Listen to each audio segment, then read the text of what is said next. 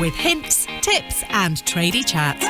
Grab yourself a brew because it's about to start. This is Women in Trades with Amy the Sparky. Before the show starts, I just quickly wanted to talk to you about Tradify. Tradify is a fast-growing job management platform for all busy tradespeople. It's great for managing all sorts of business admin such as quotes, tracking invoices, timesheets and appointments, leaving you more time to focus on other important things. Tradify have very kindly given me a discount code for my viewers, so check them out by clicking the link in my show description and using discount code AMY50 to get 50% off.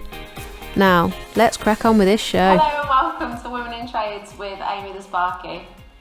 I've been really excited to record this episode with Hannah. Hiya. Because I met Hannah through Instagram. She messaged me because she'd been watching the podcast or listening to the podcast and wanted some advice and stuff, didn't you? Yeah, definitely. On your training, because she wants to be a spa. Yeah, that's right. So we've done some other bits together since. The company I work for, we've actually been and rewired Hannah's house. Yeah. And you were there, weren't you? You were for the first day. Yeah, that's right. And then I was sort of here and there on the second day because I'd hurt myself. That makes us sound terrible. She had a little accident. Yeah. Basically, she fell in the heart. It's not even funny. I'm fine. Through the floor.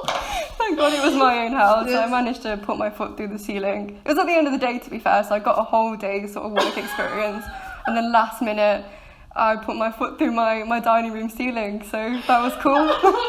I was downstairs, Hannah was in the bathroom above, and I just heard and a big crash, and I was like, everybody ran upstairs, like, okay. She's, well, as I ran past the room, I just saw this one leg hanging out the ceiling, and I was like, oh no, with Hannah's tiny little boots on. I was like, oh no. You were so brave, because it was actually quite bad, wasn't it? I had to go to hospital a few times actually afterwards. It was fine. No. It's not funny. No. She was so brave though, because I was like, I'd have cried, because you had a massive lump and bruise, didn't you? It was bad, and everybody was really concerned. I ran to the shop, got me some chocolate, 3 emergency chocolate bars, nice, and a bag of ice. So first aider now. But you went to hospital the next day, because I texted you, didn't I, and you were okay that day? Yeah. Or not okay, but I came round into, I think, and did little bits, like you were showing me how to second fix on the day after I'd done it. Yeah. And then I was like, we still not got better, and it still looks really weird, so I went to hospital. Okay. So, but it's nothing, everything's fine. It's fine it's now. All good. Yeah. That's all good. Oh god, how awful would it feel. Permanent damage. Oh. But yeah, so it was an exciting time. Yeah. But yeah, we had a chat originally then about how I trained and options for yourself, because you're 24. Yeah. And so Hannah lives in Derby now, so like 20 minutes from me. So you decided to go to college? Yeah. So I looked into everything. And it's so hard to know what to do, because there's so many companies out there, I think, that are advertising these part-time courses. Mm-hmm. And it's knowing, is that a legitimate way? And there's not much information on them at all. Mm-hmm. So I wasn't sure. Like, I was trying to go to my local college, but they only did, full-time, and that doesn't work with I'm working full-time as well at the minute. So that didn't work. So it's finding out, is this part-time course legitimate? Because some of them are like, you can train to be a Sparky in 4 months. Yeah. And it's obviously, maybe you can get your paper that says that you're an electrician in 4 months, and then you go on to a company or something. I don't know, but even that, it seems a little bit weird to me. Yeah. So I was looking at that, and I was also, like I say, full-time college and apprenticeships, but again, apprenticeships seem like gold dust at the minute. Yeah. It's really difficult, isn't it? Because I know that we both had a chat with Mark from apprentice 1-to-1. But yeah, it's difficult. Yeah, he's doing awesome though. Like he was he's amazing. Really helpful. He's an amazing person. Yeah. So I was looking at the options, and I did actually go for. It is a part-time course, but it's a City and Guilds level 2. That's what you start with, is it level 2 electrical installations, and that is a part-time course, but it's over a year. Yeah. So that one sounded more legitimate to me, and it was in Nottingham, so that's close to me. Yeah. That's so what I did. Gone for that one. So I did the level 2 over a year. Yeah. 2.5 days at college. Yeah. And then the same for level 3. Yeah. So this is. I can go in on Saturdays. At the minute it's remote, but I think I'm going to start going in just to have that discipline. Because while the renovation's going on in my house, I'm not the best disciplined at the minute in studying, which is unusual for me. So it's difficult, isn't it? Cause so when we did the rewire at Hannah's house, she wasn't actually living in it because it was. It was empty. You got it completely empty. Yeah. Well, very almost empty for us, didn't you? Yeah. Ready for the rewire. And then, but you had no kitchen at all in there or anything, did you? No. So that was a few weeks ago. Yeah. 4 weeks ago, maybe. Yeah. Yeah. So you're actually living there now. Yeah, living there now. But it's still not finished. Still no kitchen. We have I've actually. After working at the weekends, I've been building, because Reese has been really busy. That's my partner. He's a joiner. Has been since he's 16, but I've actually been building the kitchen units up, so that's been my nighttime job and weekend job, is building up the kitchen units up. So I've put them all into place and just laid some plywood over the top at the minute, so I have a temporary kitchen. That's okay though. You're quite good like that, aren't you? You're quite hands-on. I remember you saying that the first time we spoke about you training. So I wasn't. I never used to be hands-on, but then I did a camper van conversion. I think because I'm a graduate, so I graduated and then bought a camper van to do up and travel around Europe. So I literally learned how to. Before then, I would have never touched tools or anything like that. I would have been too nervous, which is silly. But you just don't think you can do it until you do it. Yeah. It's the same with everything. Yeah. So you don't think you can do it till you do it. So I got the camper van, and Reese was working full time, and I had a bit of time because I'd just graduated, so I had a bit of time. So I was like, well, it's going to come down to me then. So Reese did all the carpentry bits, and that left me with everything else. So that included, the upholstery, flooring, everything like that, but also the electrics.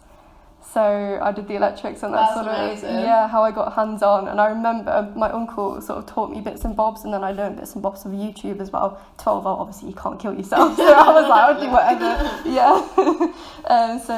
I learned electrics. Well, obviously camper van electrics is completely different to domestic, but I learned it there, and solar panel charging, and it had a diesel heater. So lots of different things. Wow, okay. Connected to just a leisure battery. Often it was had a split charger going from the car battery to leisure, so it was charging all the time. And so I managed to do that. And I remember my uncle was away one day, and I had to. There was the diesel heater was in, but it wasn't connected to any electrics, and I was like, I can't do it. I'm gonna have to call him and go around a different day. So I phoned him, and he was like, just do it. Just do it. See what you can do.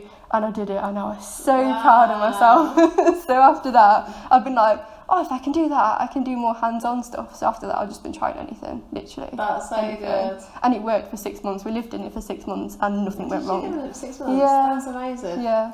You were going around Europe 6 months? Yeah. Oh, I love that. Around Europe. I'm so jealous. Yeah, it was really cool. Cool. If you haven't got the camper van now, though, have you? No, we came back and saw it. It was very small. It was 2 of us living in a Mazda Bongo, if anyone knows what that is. I saw it on your original Instagram. That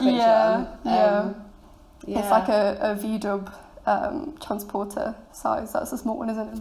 The little VWs. It's one of them. So very small. And there was me and Reese, my partner, living in there for 6 months around Europe, which was interesting. Wow.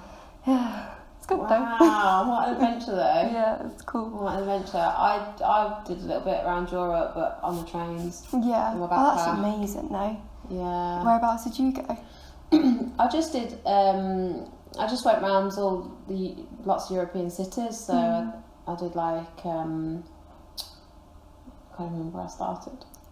Budapest maybe, Prague, Vienna, Salzburg, Berlin, Barca. Lots of different. That's amazing. Yeah, I went all over.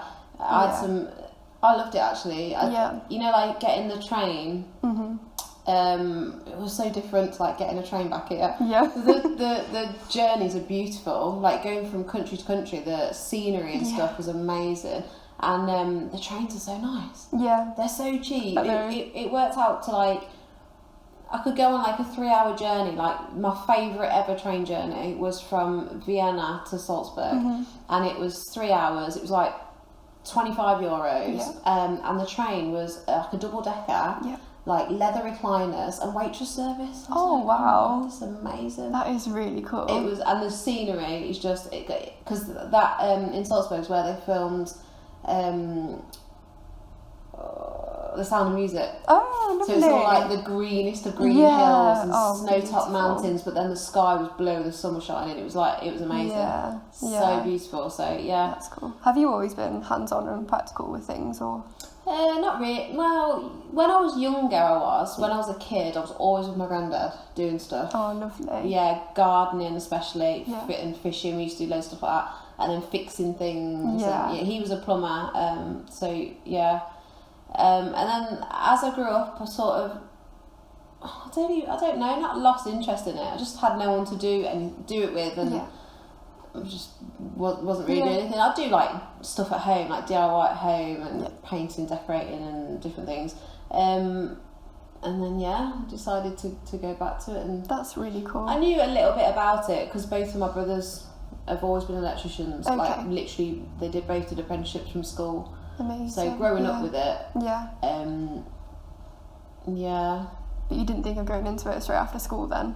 Like your brothers? Honestly, I've said this before, I just never thought it was an option for me. No, I get that. Yeah, do you know what I mean? Exactly. Like, it never, the thought of me, it just didn't cross my mind that I could do it, that it was an option, that it was possible, because no one ever talks about it. No. You're never encouraged at school or open days at college. It's not something that's ever pushed to girls, and I really wish that it was. Like, that's my only regret, that I didn't do it younger. Really? Yeah. I wish. But then I look back now and I think, could I have done it younger? Yeah. Would I have been confident enough to go to college? I really don't know. Yeah. That's a shame, isn't it? That's why I'm doing this, trying to encourage more girls into it, because it's really not as bad as all those thoughts. That I can't go to college because it's going to be awful, it's going to be all boys, and when you're 18 or 16, when you leave school, it's scary, isn't it? I don't know if I was confident enough to do it then. I wouldn't have been, because I came from school and went to college and then went to university for 4 years, and I think being at uni, I'm not saying that everyone should go to uni, but it gave me so much confidence. Yeah. So, and I lived abroad as well at uni, so I think all of that combined was an amazing experience, and it made me really confident. Yeah. And so I think that's sort of where helped me to get to where I'm at now, in feeling like I could do this. Yeah, so, I was the same. I said in a previous podcast, it was travelling that gave me the confidence to do it. Because I think you live in this comfort zone of just normal life. Yeah.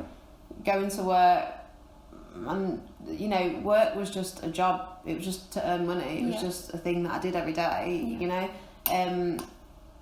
And then I had sort of this year out of life. I was all sick of everything. Like 2016. And then I just came back a different person. Like, so much more confident. I just felt completely independent. I thought I can do anything. Like, what I'm worried about, and I just went and joined college. Didn't even tell anyone, and that was it. That's amazing. No regrets. Yeah. So I guess it all happens for a reason, doesn't it? You've got the confidence and do it. But that's awesome. So, how are you finding college? Yeah, it's fine. So it's, like I say, it's all online at the minute. So I'm literally using the City and Guilds, whatever you call it, the online platform. So I'm just watching the videos, but I'm also watching a lot of, is it GSH Electricals alongside? Because City Guilds, it's really good, and then I've got the book as well. But it has a lot of gaps, and it's very, very quick videos on the City and Guilds portal. It's sort of not in great depth, and then I go to GSH, and I think there's other YouTubers as well that I go and watch, who help with the theory side of it. Yeah. But it's good, but I like maths was my worst subject, and science, I really enjoyed science, but I wasn't very good at it. Okay. I'm an English graduate, so words are my thing. And I did media as well, so that's sort of what I did. So going back to maths and science, I was like, when I first started, I was like, I'm never going to be able to do this. It's so difficult. I'm never going to be able to do this. But I actually found it, like, it's fine. I can actually do it, and it all makes sense. So I think as you get older, maybe you have a different perception, like, because I'm learning maths and science for a reason, it actually seems quite, not easy, but it's manageable. Yeah, that's good. Yeah. But it's difficult at the same time. Like, some things is like, oh. It's a challenge, but you can do it. Yeah. Some of the YouTubers are brilliant, aren't they? Yeah, for absolutely learning bits, but you can literally find anything, like for apprentices and people training. I think they're fantastic. Yeah, definitely. I've been working with a YouTuber recently. Yeah. I think you've watched some of his videos. Yeah. We've spoken about him before. Nick Bundy, and Adam. So you actually said that you came across Adam's videos first. Yeah, which is interesting. So the reason why I was sort of interested in electrics is I was sort of looking for something else. Like, I really enjoy what I do, but it's not for me. What is it that you do? I'm a marketer, so I make videos and I do graphic design, writing, loads of different stuff, and social media marketing. And I think it's good and I enjoy it, but being sat looking at a screen all day for 8 hours a day is really, really difficult. And I work for an amazing company and I really enjoy it, and the fact that I do enjoy it and I work for a good company and I still don't want to do this, it sort of gives me a reason, like, this isn't right for me. And you feel like so sort of detached from reality looking at a screen all day. So I couldn't do it. So I was like, I need to find something else. I was looking into different options, sort of more physical things. So I have a horse, so I'm really into sort of looking maybe to do something with horses, but it's not much money in horses. So I was like, oh, what else can I do? And then I was like, this was going on for a couple of months or a few months, and then I saw a post on LinkedIn, which I use every day for work, from Little Miss Electrical in Yorkshire. And she had an article in a magazine saying how she graduated, I think she did law or something, and then she went into electrics, and I was like, amazing. Oh my gosh, another graduate got into electrics, and I was like, I loved electrics, and I did it on the camper van, so I sort of went from there. And I was like, oh, I should look into it a bit more, because I did camper van electrics, not domestic. A bit different. So that's when I looked into YouTube and looked into training electricians. I came across Adam, and then there was the guy in the background who was joking, like, oh, this is my apprentice, and with the Batman hat, and that was obviously Nick. And I was like, oh, that's cool. And then but I didn't realise Nick was the famous person that time I was watching it. The famous person? You'll love that. You'll love that. He'll be like, I'm so famous. And then I found Nick's channel, which was amazing to see. And then I went on Instagram and found more electricians. I think I was literally typing the hashtag female Sparky or female electrician, and then you came up.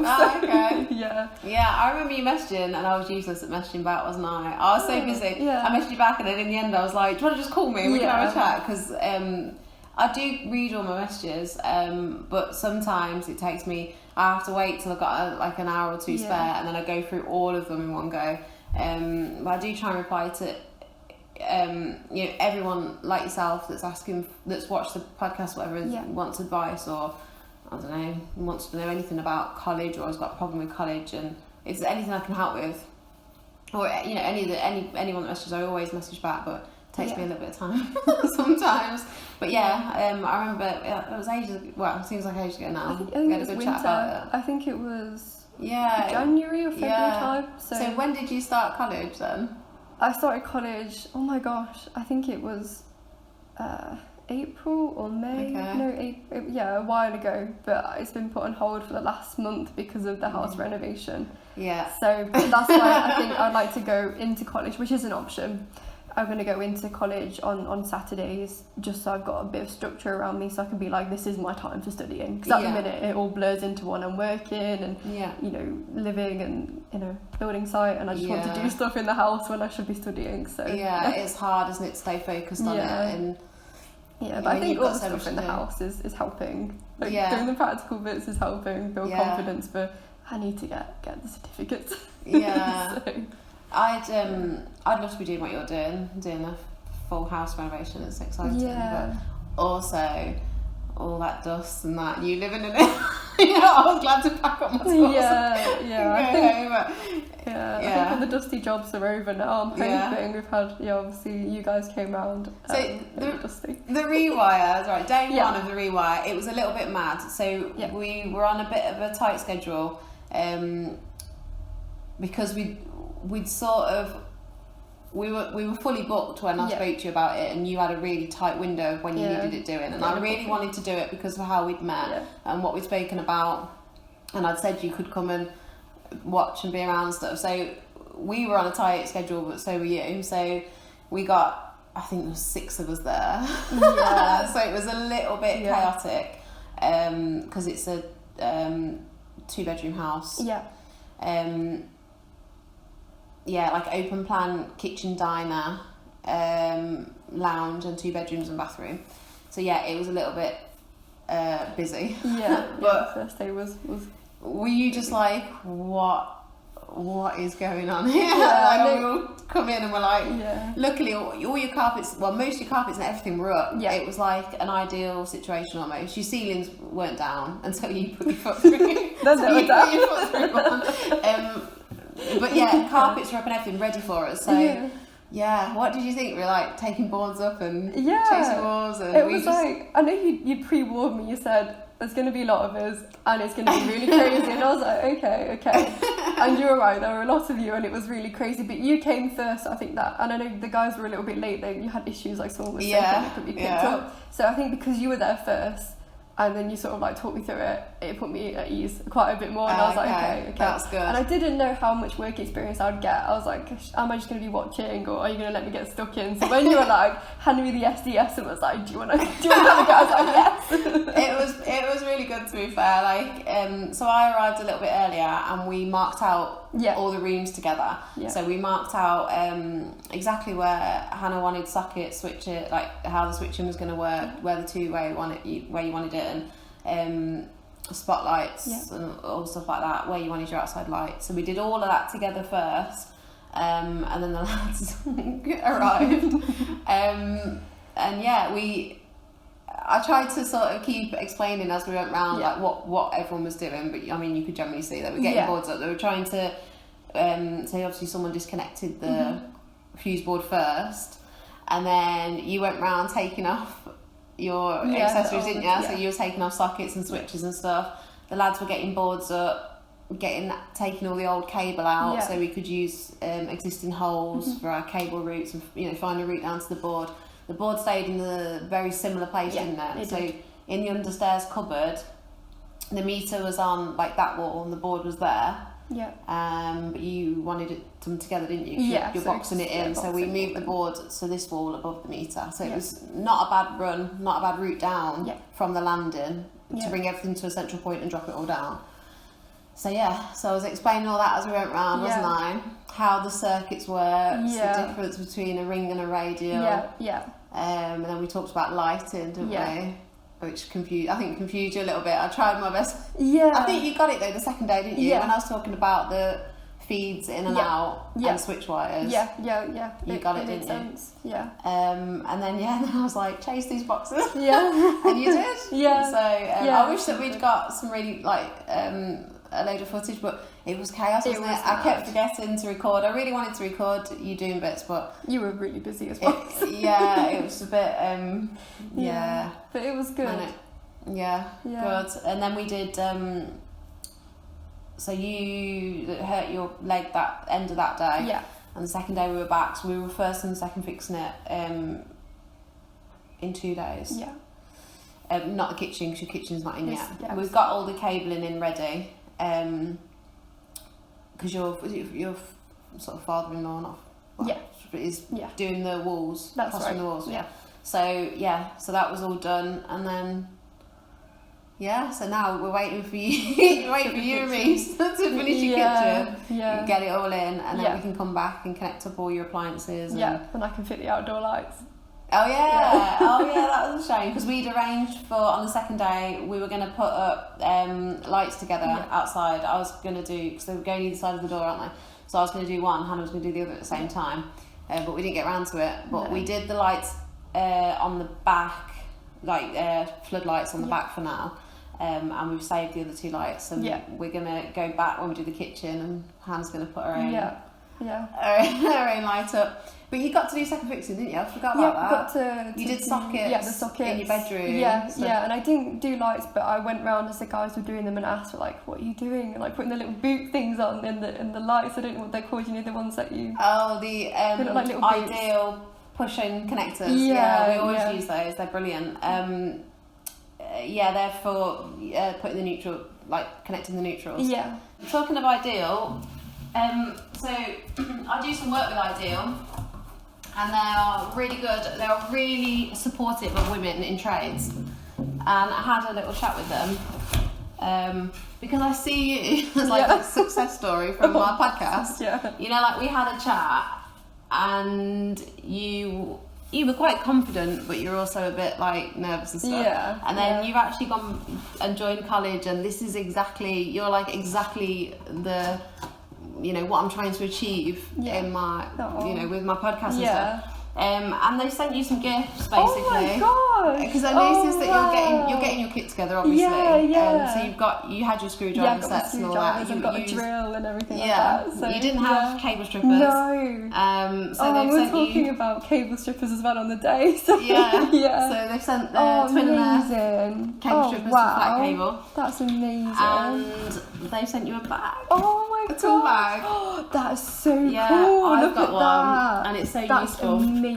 Oh my god, I was not expecting that. Oh, wow. So you can start getting your kit together properly. Oh, that's absolutely amazing. And those little boots that you were talking about, these are what we use. So the 2, 3 and 4 cable connectors. That's absolutely amazing. So, oh wow! Thank you so much to Ideal for supporting women in trades. Oh, that's absolutely amazing. Thank you so much. I was not expecting that at all. That's amazing. That's a proper good start as well. These bags are so cool. The bags are so useful. They've got so like a hard shell bit for safety glasses. Really important. A couple of little pockets there, and on the side, this is for cable, not cable, sorry, tape. Hang your tape on there. Oh, that's amazing. And then 2 large sections for your tools. This bit can clip on your belt, or on your pocket, and you can hang all your tools on it. Or put it on there. There you go. And they were like twins, because I've got a matching belt. And it's really comfortable to wear as well, actually. Is it? Yeah, the straps are really good. Yeah. So, amazing. Just get all your kit together, can't you? Yeah, definitely. Professional now. I can't believe that. That's a proper surprise. Thanks for coming to talk to me today. And I wish you all the luck in the world with your training. I think you're doing really well so far. I think your sort of eagerness to learn.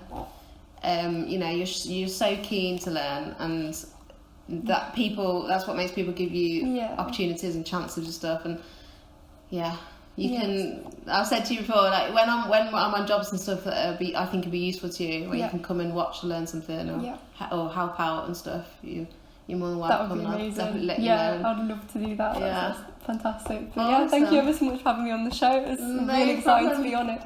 Brilliant. Right, I'll speak to you soon. Yeah, speak to you soon. That was Women in Trades with Amy the Sparky.